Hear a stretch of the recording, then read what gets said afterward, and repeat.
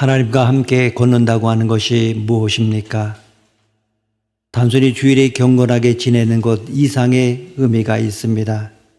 그것은 집에서 세탁을 하거나 때로는 사무실에서 일하거나 친구를 만나던가 시장을 본다던가 여러 우리의 일상생활 모든 곳에서 하나님이 원하시는 경건한 걸음을 유지하는 것을 의미합니다. 로렌스는 농부의 자손으로서 수돈에서 일하는 무식한 사람이었습니다. 그는 수돈에서 접시를 닦고 허들의 일을 하였습니다. 하루는 그가 접시를 닦고 있을 때 하나님은 어디에나 계시며 여기에도 계신다라고 하는 그러한 생각이 들었습니다. 이 생각에 점점 그를 강하게 붙잡아서 마침내 하나님의 현존을 체험하기에 이르렀습니다. 그 결과 그는 변화되고 정화되어서 당시대의 위대하고 경건한 수도사가 되었습니다. 오늘 여러분은 항상 하나님의 옆에 혹은 앞에 계신다는 생각으로 말하고 행동을 하십니까? 우리가 성경을 보게 되면 죽음을 경험하지 않은 두 사람이 기록되어져 있습니다. 엘리야와 오늘 본문에 나오는 에녹입니다. 성경은 에녹이 하나님과 동행하더니 하나님의 그를 데려가심으로라고 말씀하고 있습니다. 에녹이 하나님과 동행하는 삶을 살았기 때문에 죽음을 경험하지 않았다는 뜻입니다. 살기도 쉽지 않은데 죽기도 쉽지가 않습니다. 죽음의 고개를 넘나든다고 하는 것은 두렵고 고통스러운 일입니다. 하나님과 동행하는 삶을 살 때 죽음의 두려움을 극복할 수가 있습니다.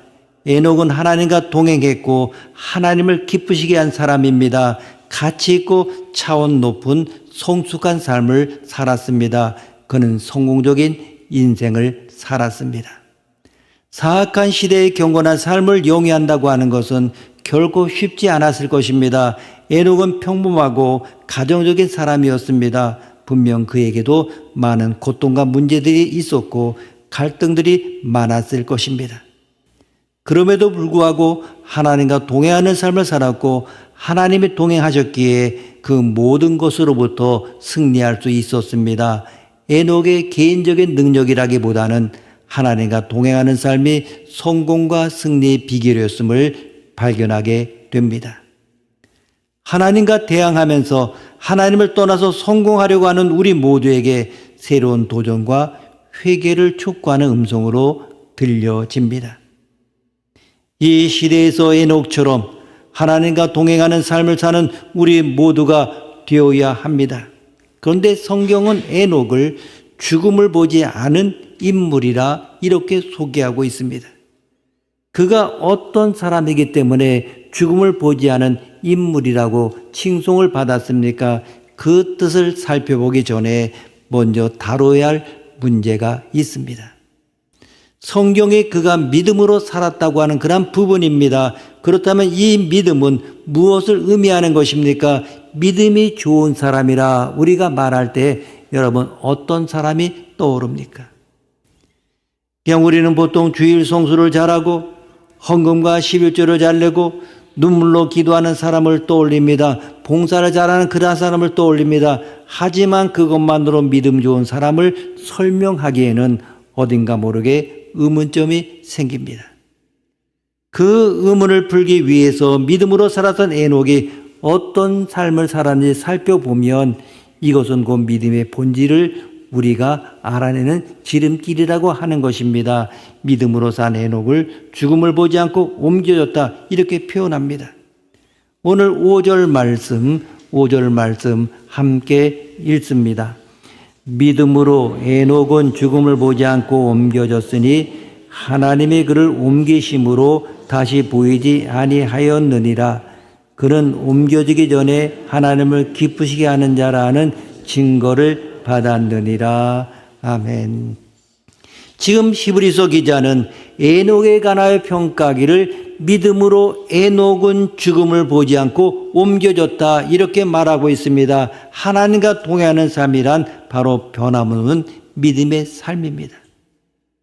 사실 300년이라고 하는 세월은 그 당시 수명에 비한다고 하면 그리 길지 않은 세월입니다마는 우리로서는 대단히 긴 시간입니다. 에녹의 특별히 좋은 조건에서 신앙생활을 한 것은 아닙니다.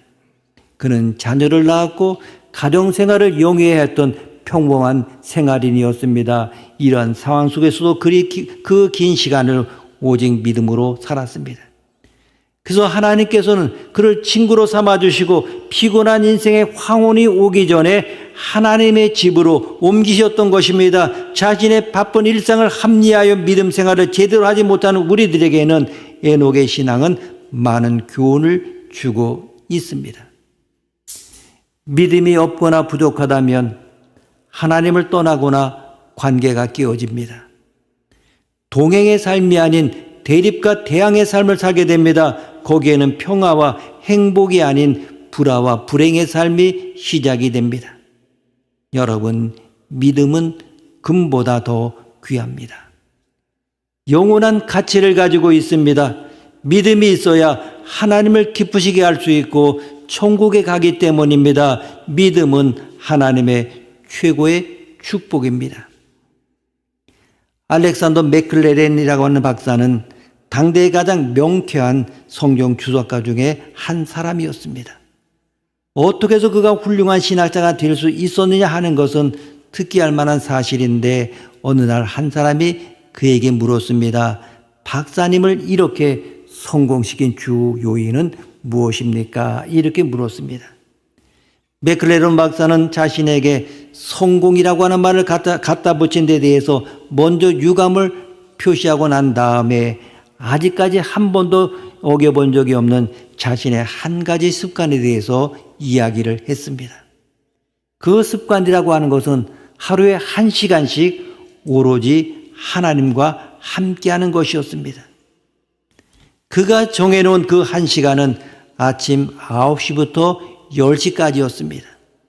맥클레론 박사를 누구보다도 잘 아는 어느 목사님은 그 시간에 대해서 이렇게 설명했습니다. 때때로 저는 박사님과 하나님의 만나는 방에 들어갈 수 있었습니다. 하지만 우리들 사이에는 아무 말도 오가지 않았습니다. 그분은 낡을 대로 낡은 자신의 팔걸이 의자에 앉아서 커다란 성경책을 무릎 위에 펼쳐놓고 있었습니다. 그리고 그 1시간 동안은 설교를 위해서 성경을 읽는다던가 공부하는 학생 입장으로 읽는 것을 용납하지 않았습니다. 오로지 멀리 출장한 아버지로부터 온 편지를 읽는 어린아이처럼, 보고픈 연인으로부터 온 편지를 읽는 청년처럼 성경을 읽고 또 읽었습니다. 어떻습니까? 우리는 신앙의 위인을 이 성경을 통하여 만나게 됩니다. 어떤 교리나 설득보다도 확실한 증거가 되고 믿음이 흔들릴 때 최후까지 지켜준 반석과 버팀목이 됩니다.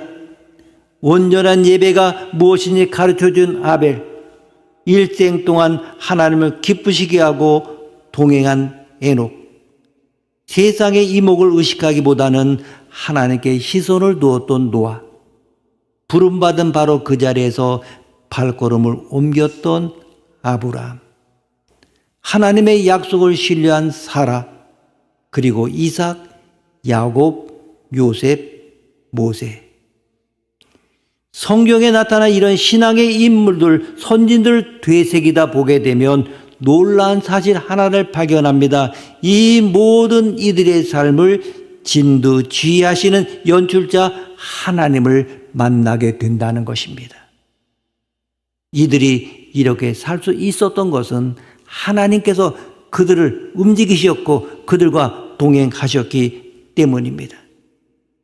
이제 이들 이름에 이어서 여러분의 이름 누구누구가 꼭 기록되기를 바랍니다. 여러분의 후손들의 이름이 기록되기를 바랍니다. 믿음이 없으면 불행이고 지옥입니다. 병들고 가난한 삶도 힘이 드는데 하물며 지옥의 삶이겠습니까? 더욱 믿음 충만하시기를 바랍니다. 에녹처럼 믿음의 삶으로 하나님과 동행하는 우리 모두가 되어야 합니다. 오늘 5절에 옮겨졌다는 의미의 말이 3번이나 반복이 되어지고 있습니다. 글을 잘 쓰는 사람 보게 되면 같은 말을 반복하지 않습니다만은 강조할 때는 예외입니다. 재미있는 것을 강조하기 위하여 반복한 옮겨졌다가 수동태라고 하는 사실입니다. 여기에서 믿음의 실마리를 찾을 수가 있습니다. 우선 수동태로 된 옮겨졌다의 이 반복은 에녹의 믿음에 대한 주도권이 에녹 자신이 아니라 하나님께 있다고 하는 증거입니다. 창세기 5장 21절에서 22절 말씀, 창세기 5장 21절에서 22절 말씀 함께 읽습니다. 에녹은 65세에 무두셀라를 낳았고 무두셀라를 낳은 후 300년을 하나님과 동행하며 자녀들을 낳았으며 아멘. 이 말씀에 에녹이 등장하고 있습니다마는 어떻게 믿음으로 살았는지 또 어떻게 하나님과 동행하게 되었는지 하는 구체적인 내용이 없습니다. 이것만으로는 에녹의 믿음을 짐작할 수 없습니다. 그렇다면 이 말씀을 어떻게 믿음과 연결해서 풀 수가 있겠습니까? 동행하며라고 하는 이 히브리어 할라크는 산책하다고 하는 뜻입니다. 여기서는 하나님과의 친밀한 관계를 유지하며 인격적 교제를 나누는 것을 의미합니다.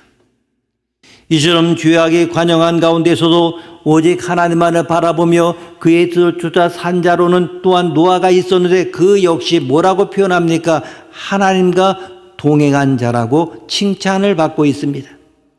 하나님과 동행한다고 하는 것은 하나님과 같이 걷다는 의미입니다.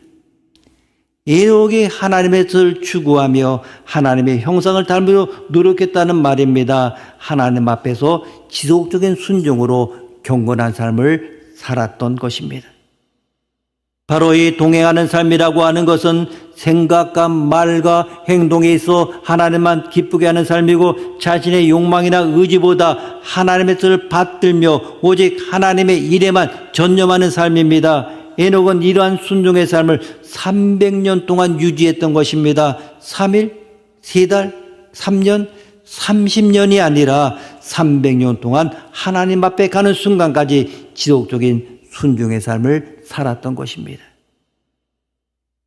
오늘 우리의 순종이 사건이나 일이나 조건이나 기분이나 감정이나 상황에 따라서 좌우되는 것과는 달리 300년 동안 한결같이 순종의 삶을 살았던 에녹의 삶은 우리에게 큰 감동과 교훈을 주고 있습니다. 우리가 성경을 잘 보게 되면 에녹의 인생이 크게 두 가지로 하나님과 동행하기 전과 후로 구분이 됩니다. 에녹이 이 땅에 머무르던 시간이 얼마나 됩니까? 365년입니다. 그리고 에녹이 하나님과 동행했던 그 시간은 65세부터입니다. 그러면 65세까지 이 에녹의 삶을 추측할 수가 있습니다. 그때는 노아 홍수 이전의 시대로 사람들이 먹고 마시고 시집가고 장가갔다고 합니다. 먹고 마시고 시집가고 장가가는 거 죄 아닙니다. 그 자체를 정죄할 수 없습니다.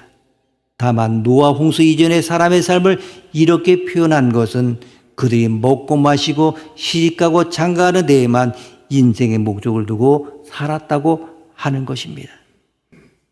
그들은 존엄한 하나님의 영광이나 그리고 그것에 관한 증언에는 전혀 관심이 없었습니다. 세상의 논리들에 재산을 쌓고 정말 높은 위치에 올라가는 데만 집중하여 살았습니다. 요즘 젊은 사람에게 물어보면 내가 원하는 게 뭐냐? 정말 우리 살면서 돈을 가장 많이 벌기를 원하는 그런 삶입니다. 그리고 정말 그것으로 가지고 이 세상에서 다른 사람이 누리는 그러한 삶을 살기를 원하고 있습니다.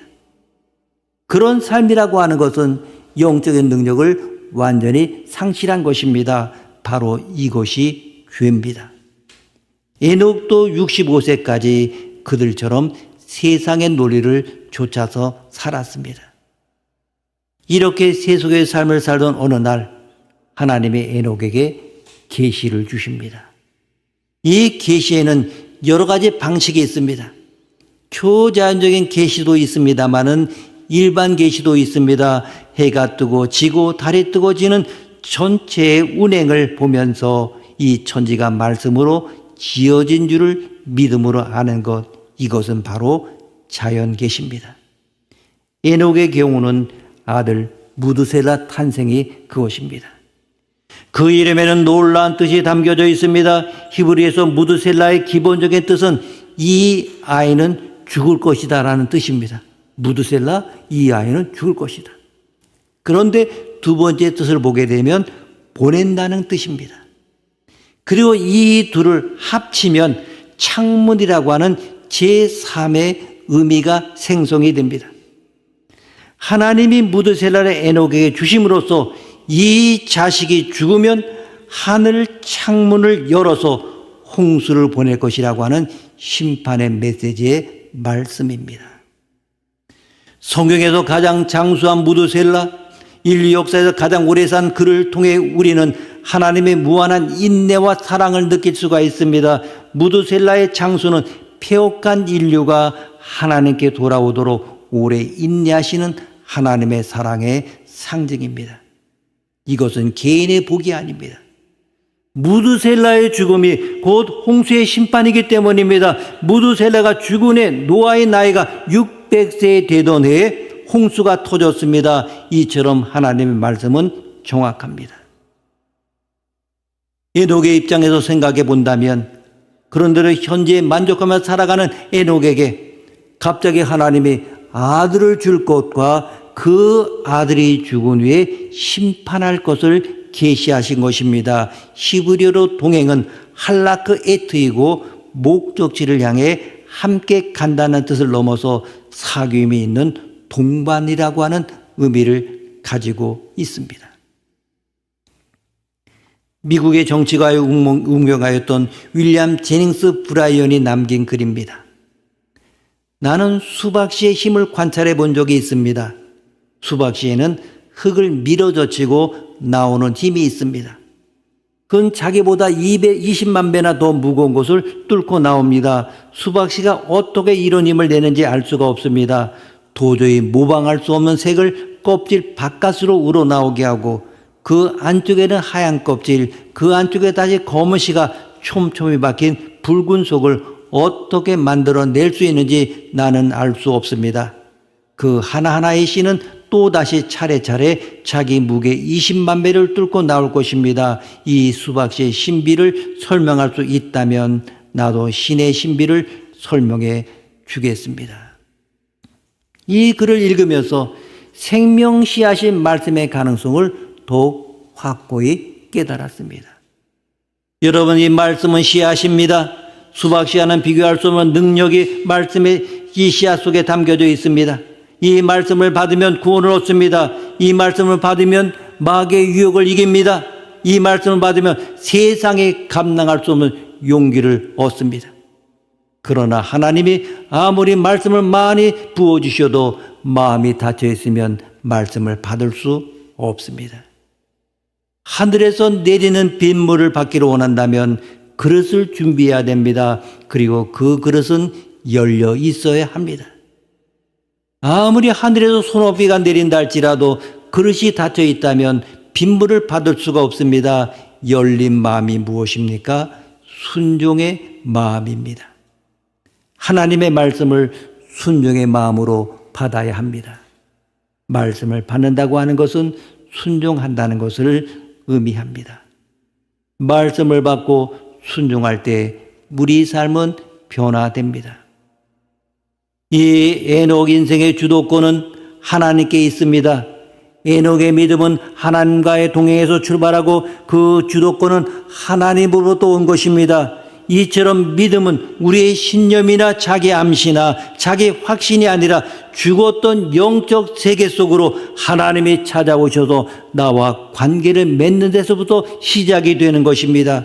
이런 논리가 타당한지 구체적인 것을 살펴보면 우리가 죽은 사람에게 너 눈 뜨면 살려줄게 이렇게 말할 수 있습니까? 이런 주문은 말이 되지 않습니다. 일단 살려놔야 눈을 뜰 수 있는 것입니다.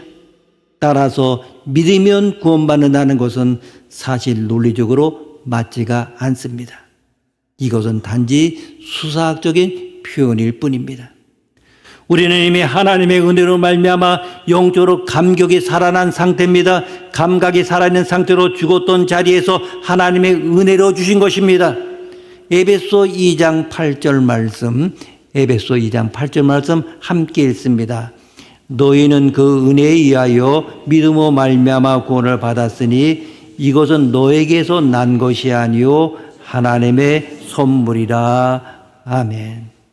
그렇기 때문에 믿음이 하나님께로부터 오는 선물이라고 했습니다. 믿음은 내가 그래 어떻게든 한번 믿어보자며 억지로 자기 암시를 하는 것이 아니라 말 그대로 선물입니다. 믿고자 하는 내 의지적 요청과 상관없이 죽었던 내 영혼 속에 하나님이 일방적으로 찾아오신 것을 뜻합니다. 그래서 내가 살아나고 눈이 떠진 것입니다. 예수 그리스도가 십자가에서 달려 돌아가심으로 인하여 내가 구원받았음을 믿습니다라고 고백을 하는 것입니다. 이것은 하나님이 이미 살려놓고 하게 하신 고백입니다. 하나님이 에녹을 찾아와 계시하시고 그가 가르치는 자, 교수하는 자, 그리고 하나님의 영광을 선포하는 자로 살게 하셨고 에녹은 그것에 순종했습니다. 우리 또한 조금 더 민감하고 영적으로 깨어 있다면 하나님의 계시를 볼 수 있습니다. 그러나 영적으로 둔해 있으면 하나님의 수많은 말씀이 그냥 지나갑니다. 과거에 에녹이 그랬습니다. 아들을 통한 계시를 받고서야 하나님의 뜻을 발견했고 그때부터 300년 동안 하나님과 동행합니다. 그 긴 시간 동안 에녹이 이 땅에 살았던 이유는 하나님이 에녹을 오랫동안 참고 기다리고 설득하기 위해서였습니다. 우리가 하나님과 동행할 수 있는 기간은 기껏해야 70년, 80년, 아니 100년입니다. 에녹에 비한다고 하면 턱없이 짧은 기간이기 때문에 그 기간 동안 우리는 하나님과 동행에 합한 자가 되어야 합니다. 우리가 에녹보다 영적으로 깨어 있어야 하는 것은 그것 때문입니다. 아마 에녹은 우리에 비해서 조금 끈질겼던 모양입니다. 6절 말씀 함께 읽습니다. 6절입니다. 믿음이 없이는 하나님을 기쁘시게 하지 못하나니 하나님께 나아가는 자는 반드시 그가 계신 곳과 또한 그가 자기를 찾는 자들에게 상 주시는 이심을 믿어야 할지니라. 아멘. 여기에서 믿음이 없이는 하나님을 기쁘시게 하지 못한다고 했습니다. 하나님께 나아가는 자의 첫 번째 조건은 하나님이 살아계신 것을 믿는 것입니다. 여기서 스스로에게 질문을 던져야 됩니다. 하나님이 계시고 안 계신 것을 이성이나 논리로 믿을 수 있습니까? 그것은 불가능합니다. 우리는 세상의 논리로 하나님을 깨달을 길이 없습니다. 오로지 하나님의 주신 은혜로만 하나님이 살아계심을 아는 것입니다. 믿음으로 안다는 것은 우리가 하나님을 믿었다는 말이 아니라 하나님이 우리에게 찾아오셨다는 뜻입니다. 계속해서 보면 그가 계신 것과 또한 그가 자기를 찾는 자들에게 상 주시는 이심을 믿어야 할지니라. 아멘. 여기서 중요한 사실은 하나님이 나를 사랑하셔서 그를 알게 하신 은혜입니다. 그리고 이 말씀은 하나님이 사랑하셔서 그를 알고 믿게 하신 사실에 대한 일종의 책임을 비추는 것입니다. 구원의 은혜를 입은 자는 그 사랑에 대한 책임을 지고 있습니다. 왜? 하나님이 동행하셨기 때문입니다. 우리가 힘에 겨워 허덕일 때마다 하나님은 힘을 주십니다. 하나님이 시작하신 일이기 때문에 우리는 절대로 나약해질 수 없는 존재입니다. 영화 타짜에 보게 되면 조직 폭력배들 등에 업은 전문 도박꾼들이 등장을 합니다. 저는 이 영화를 보면서 저렇게 인생을 망가쳐가면서까지 도박하는 이유를 몰라서 답답했습니다. 도박꾼들 손가락을 자르면 발가락이라도 화투장을 잡고 도박을 합니다. 여러분, 중독성 때문에 그렇습니까? 아닙니다. 중독성보다 더한 것이 있습니다. 그게 뭡니까? 본전 생각입니다. 그렇지 않습니까? 주식하는 사람도 보십시오. 그렇게 다 하다가 한 번만 더 하면서 계속 투자하다 보면 쫄딱 그냥 그게 되는 경우가 있지 않습니까? 한 번만 이기면, 한 번만 터지면 지금까지 잃은 모든 것을 해결할 것 같다는 생각에서 도박을 끊지 못합니다. 이 벼락꾼의 도박꾼들도 본전 생각 때문에 도박을 끊지 못하는데 하물며 하나님이 우리를 포기하시겠습니까? 못하십니다. 하나님의 본전은 예수 그리스도이십니다. 자기 아들을 죽이고 시작하신 일인데 하나님이 중간에 우리를 포기할 수 있겠습니까? 우리는 이미 죽었던 존재입니다. 근육과 자비 하나님의 아들 예수 그리스도를 대가로 우리를 살리셨습니다. 내가 이 모양인데 하나님 앞에서 복 받을 수 있을까? 이런 자괴감은 오히려 신앙을 망칩니다. 괜찮습니다. 칭찬 속을 엉망으로 뒹굴어도 10번 쓰러져도 하나님이 함께 하시면 반드시 한 번 더 일으키십니다. 하나님이 투자한 본전 생각 때문에 우리를 포기하실 수 없습니다.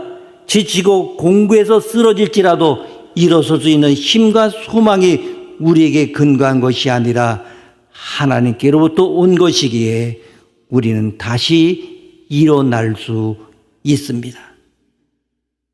하나님은 기다리기도 하시고 져주기도 하시고 경고도 하시고 상 줄 것을 약속하시면서 우리를 데리고 끝내 자신의 안식까지 들어가시는 분이십니다.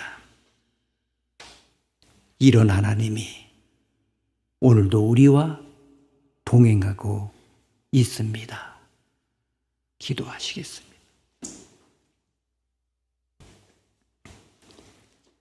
저희는 하나님이 복을 주신 에녹을 보았습니다. 하나님의 에녹을 찾아와 계시하시고 그가 가르치는 자, 교수하는 자, 그리고 하나님의 영광을 선포하는 자로 살게 하셨고 에녹은 그곳에 순종했습니다.